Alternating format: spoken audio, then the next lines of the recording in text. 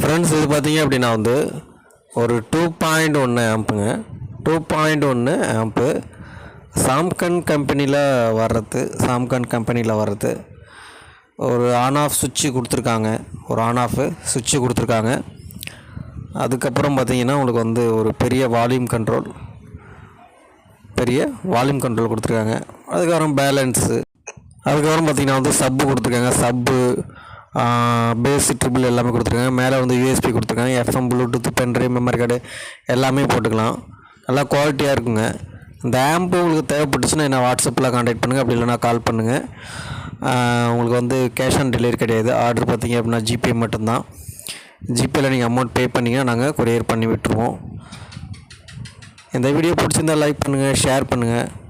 நம்மளுடைய Facebook பேஜையும் follow பண்ணிக்கோங்க. Thank you.